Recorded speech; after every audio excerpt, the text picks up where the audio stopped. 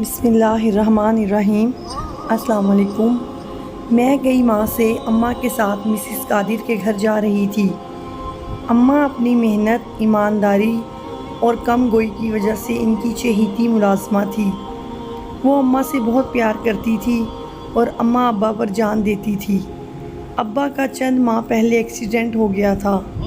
ابا مرتے مرتے بچ تو گیا مگر 4 ماہ مکمل طور پر بستر سے لگ کر رہ گیا۔ اماں نے اپنی جمع پونجی ابا کے علاج پر لگا دی۔ مسز قادر جو کچھ بھی ہمیں کھانے کو دیتی وہ لا کر اماں ابا کے آگے رکھ دیتی تاکہ ابا کی کمزوری جلد از جلد دور ہو جائے۔ ابا کے لیے ہمیشہ اماں تازی روٹی پکاتی، ابا کے نخرے ایک لاڈلے بچے کی طرح اٹھاتی۔ 4 ماہ کی خدمت گزاری کے بعد ابا پہلے سے بھی زیادہ تندرست ہو گیا تھا، کیونکہ پھر اس نے اماں کو پہلے سے زیادہ مارنا شروع کر دیا تھا۔ سارا دن اماں ماری ماری کام کرتی اور شام تک ابا چارپائی توڑتا، اور پھر گھر داخل ہوتے ہی اماں ابا کی خدمت میں لگ جاتی۔ کھانا دینے کے بعد ابا کے پیروں اور سر کی مالش کرتے کرتے اماں تھکن سے چور ہو جاتی، پر زبان سے ایک لفظ نہ نکالتی۔ اس کے جوتے اتارتی اور پھر ابا کو صاف ستھری چادر اڑا دیتی اور خود اماں برسوں پرانی زخموں سے بھری دکھوں کی چادر اوڑھ کر سونے کی کوشش کرتی۔ اس روز بھی گالی گلوچ کے بعد ابا نے اماں کی خوب پٹائی کی۔ اماں کا قصور اتنا تھا کہ اماں نے ابا سے کام کرنے کی التجا کی تھی۔ ابا کو یہ بات بہت ہی ناگوار گزری تھی۔ بس پھر اماں تھی اور ابا کی لاتیں، مکے اور لکڑی کا ڈنڈا۔ اماں ہمیشہ ابا کی مار بہت ہمت سے کھاتی، چیخو پکار سے گریز کرتی، ڈرتی تھی کہ گھر سے آواز باہر گئی تو ابا کی بدنامی ہوگی۔ اماں پہلی بار اس دن چیخی جب ابا نے اماں کے پیٹ پر لکڑی کا ڈنڈا برسایا، کیونکہ میں اماں کے پیٹ میں تھی۔ مجھے بچانے کے لیے اماں چیخ چیخ کر آہوازاری کر رہی تھی۔ اماں واسطے دیتی رہی کہ پیٹ پر مت مارو، مت مارو، میرا بچہ مر جائے گا۔ شراب کی بوتل اماں کے سر پر توڑنے کے بعد بھی جب ابا کو تسلی نہ ہوئی تو مٹی کا تیل اماں پر ڈال دیا، مگر بوتل کی نوک ابا کے ہاتھ میں لگ گئی تھی اور ہاتھ زخمی ہو گیا تھا، اس لیے صحیح طرح ماچس نہ جلا پایا۔ اس دوران محلے والے آ گئے اور بیچ بچاؤ ہو گیا۔ وہ قیامت کی رات میرے اور اماں پر بہت بھاری تھی۔ ادھر اماں پھر کام کے لیے نکل کھڑی ہوئی۔ اماں کے دن کا آغاز صبح سویرے ہوتا۔ سب کو ناشتہ دے کر میں اور اماں مسز قادر کے گھر کا رخ کرتے۔ اماں کی یہ عادت تھی کہ مسز قادر کے گھر میں داخل ہوتے ہی سلام کرتی اور ساتھ ہی پوچھتی کہ صاحب گھر پر ہیں۔ اگر ان کا جواب نہیں ہوتا تو اماں چادر اتار کر اپنا کام شروع کر دیتی، اور اگر جواب ہاں میں ہوتا تو اسی چادر کو اچھی طرح اپنے گرد لپیٹ لیتی اور کام کا آغاز کیا جاتا۔ مگر اس دن اماں یہ سوال پوچھے بغیر ہی کام میں لگ گئی۔ مسز قادر چند لمحوں کے لیے حیران بھی ہوئی کہ آخر آج صاحب کے بارے میں کیوں نہیں پوچھا۔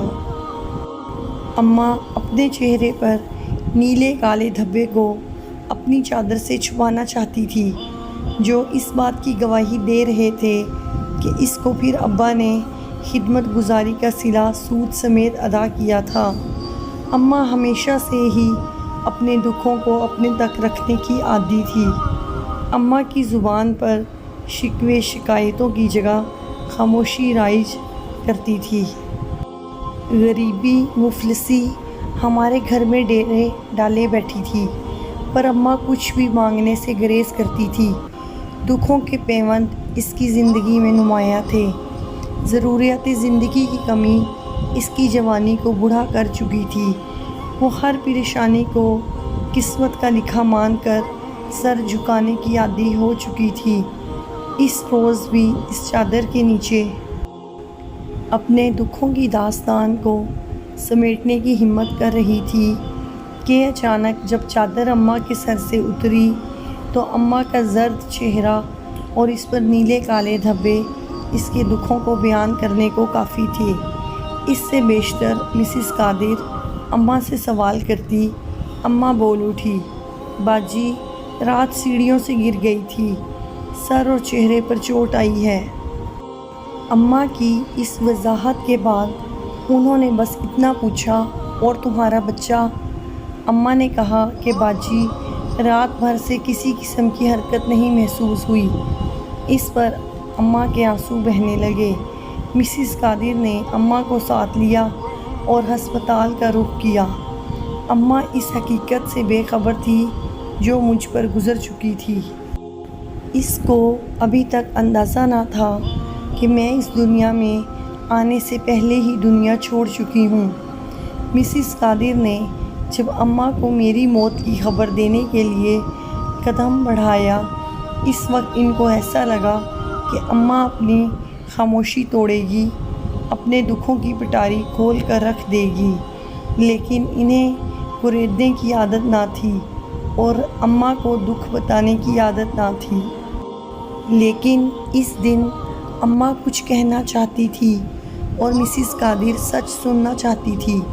بڑی مشکل سے اماں نے اپنے زخمی لب کھولے اور کہنے لگی، میرے بچوں کا ابا کل رات لکڑی کے ڈنڈے سے کام کر رہا تھا، اس ڈنڈے میں کیل تھا، وہ اس کے ہاتھ میں لگ گیا ہے، اس کے ہاتھ کے لیے مرہم پٹی لے دیجئے اور پیسے میری تنخواہ سے کاٹ لیجئے گا۔ مرہم پٹی لے دینے کے بعد اماں کو اس زخم کی اطلاع دی گئی جس زخم کی کوئی مرہم پٹی نہیں کر سکتا تھا۔ پھر کچھ ہی دیر کے بعد اماں کے پیٹ سے مجھے نکال کر اماں کے حوالے کر دیا گیا۔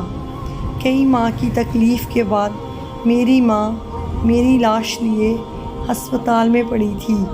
چند گھنٹوں کے جب اماں کو مسز قادر نے گھر پر اتارا، اس کے ایک ہاتھ میں میرا مردہ جسم تھا اور دوسرے ہاتھ میں میرے قاتل کے لیے مرہم پٹی۔